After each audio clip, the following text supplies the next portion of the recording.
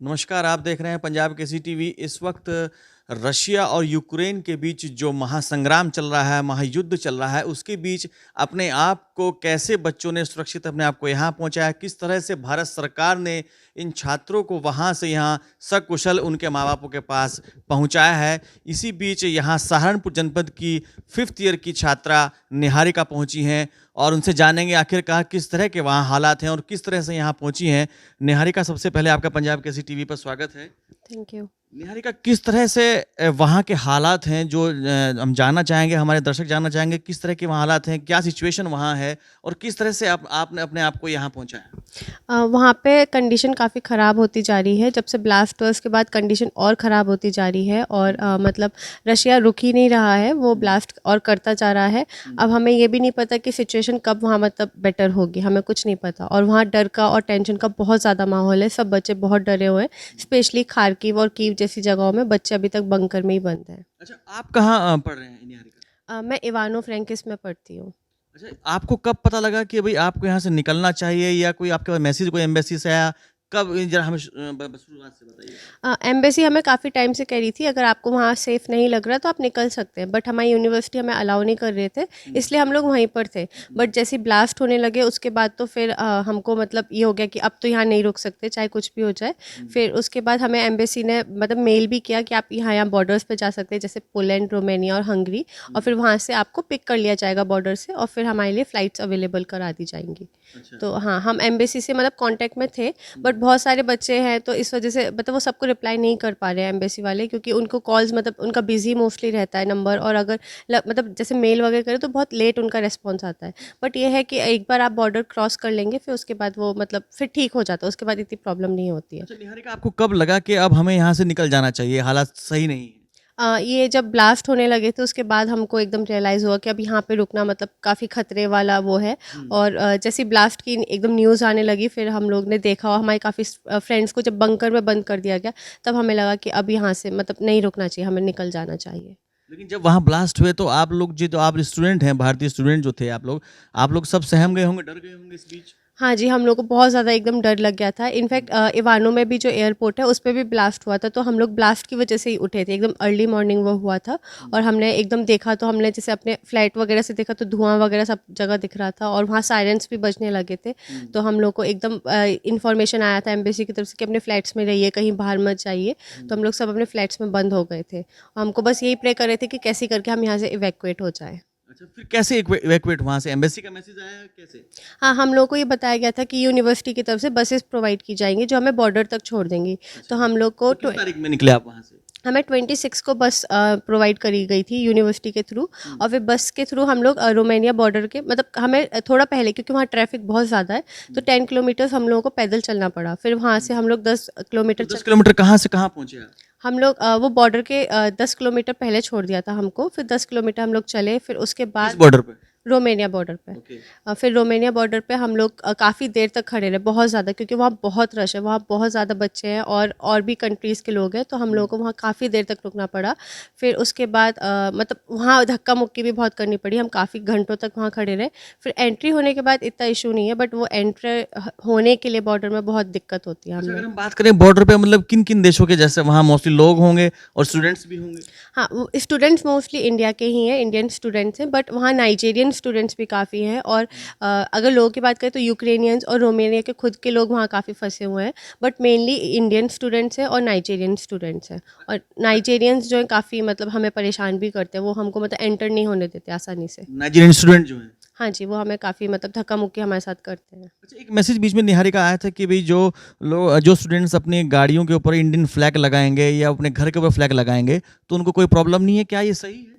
हाँ, बेसिकली जैसे हम लोग की बसेस वहाँ कर्फ्यू लग गया है, तो बसेस जो जा रही है अगर इंडियन फ्लैग होता है तो हमारी बस को नहीं रोका जाता है, हमको डायरेक्ट जाने दिया जाता है। कहीं हमें रास्ते में ऐसे कोई प्रॉब्लम नहीं है कि हमें रोक के पूछ रहे हो कि आप कहाँ जा रहे तो हो, उस कहाँ। वक्त आपको गर्व महसूस हुआ हिंदुस्तान पर? हाँ जी, काफ़ी अच्छा लगा था कि हम इस बाकी सबको रोका जा रहा था, बट हमारी बसेस जो है आराम से जा पा रही थी, हमें कभी कहीं किसी ने नहीं रोका पूरे रास्ते में। तो proud to be Indian.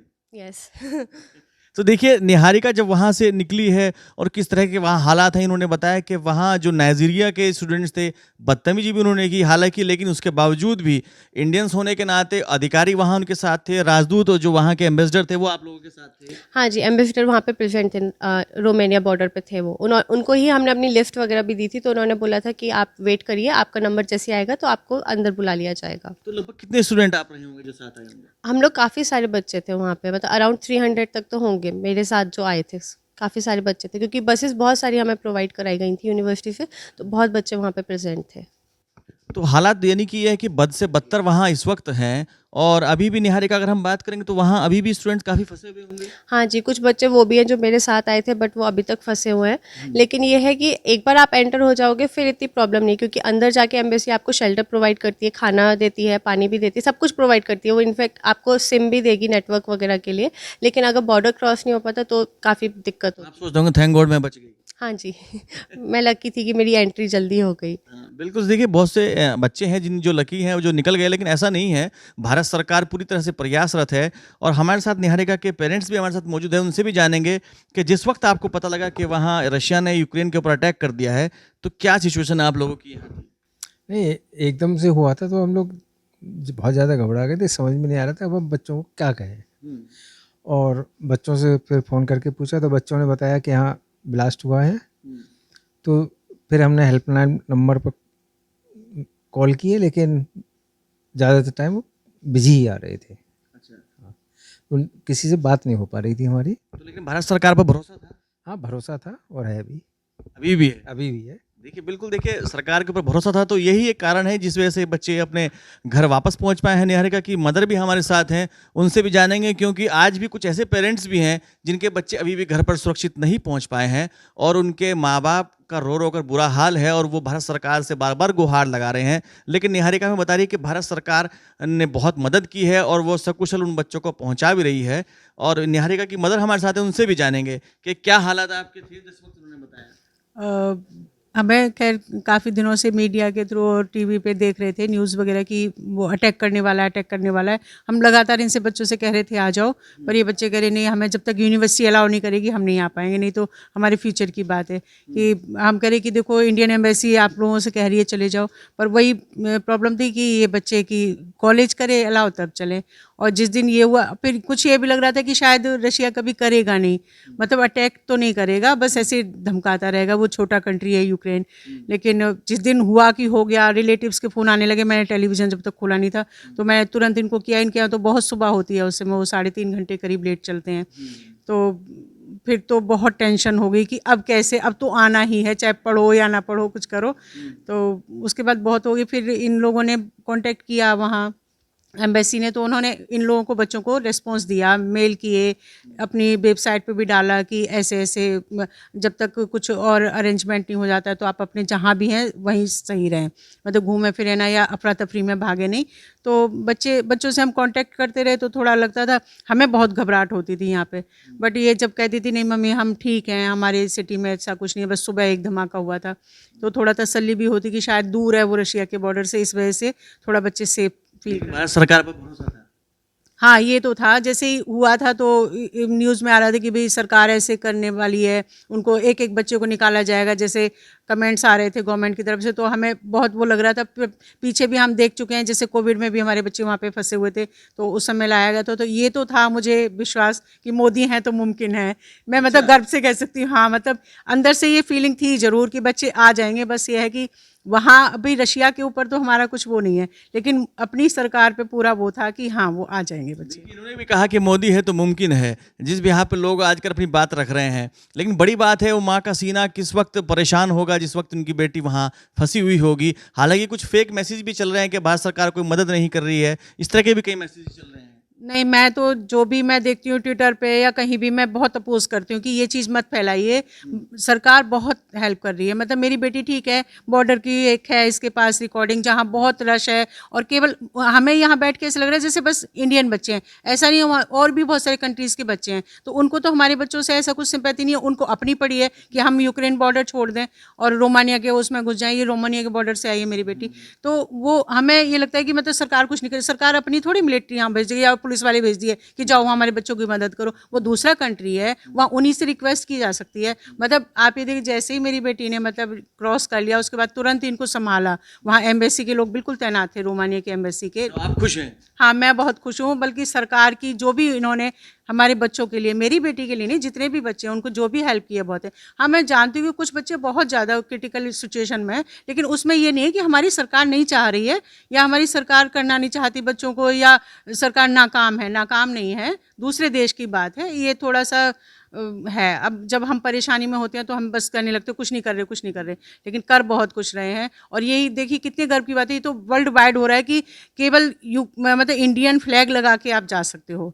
Russia जो कि इतना अग्रेसिव है इस समय, है ना, और यूक्रेन भी भाई वो है कि आप हमारा कंट्री छोड़ के भाग रहे हो, जब सब कुछ था सही, हम हमारे यहाँ रह रहे थे। देखिए, निहारिका की माँ को भी भारत सरकार पर पूरा भरोसा है। और निहारिका, हम एक बात और जानेंगे, जैसे कि तरह तरह के मैसेजेस फैल रहे हैं कि इंडियन स्टूडेंट्स के साथ वहाँ बॉर्डर पे बदतमीजी होती है या कोई मिसबिहेव किया जा रहा है, ऐसा है?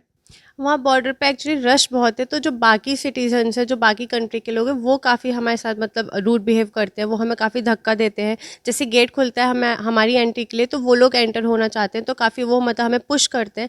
तो वहाँ दिक्कत तो होती है क्योंकि वहाँ बहुत सारे लोग हैं और बच्चे भी काफ़ी सारे, तो हर किसी को ये कि हम जल्दी से जल्दी एंटर हो पाए।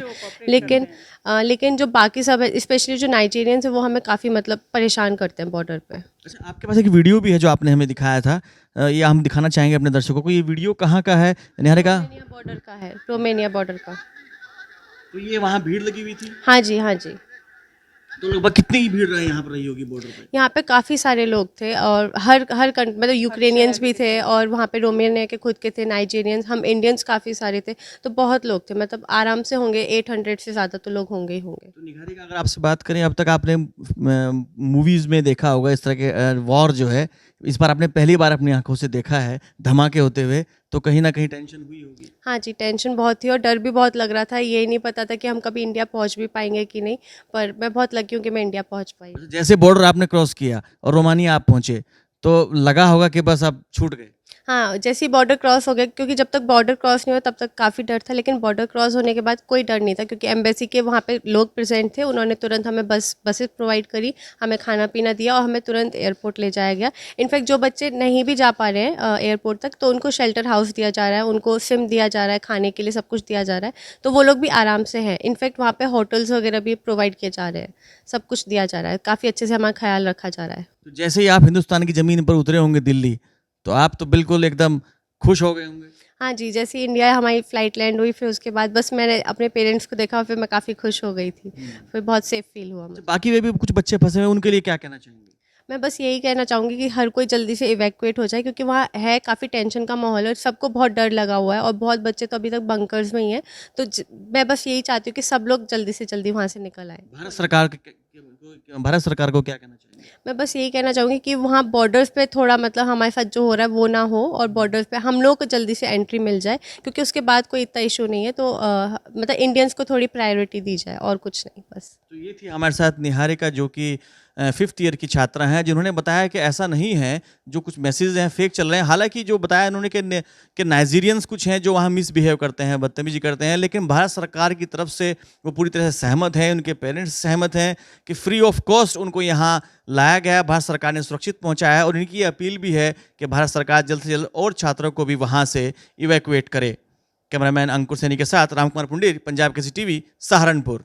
हमसे जुड़े रहने के लिए हमारे YouTube चैनल को सब्सक्राइब करें और नई वीडियो की नोटिफिकेशन के लिए बेल आइकॉन को दबाएं।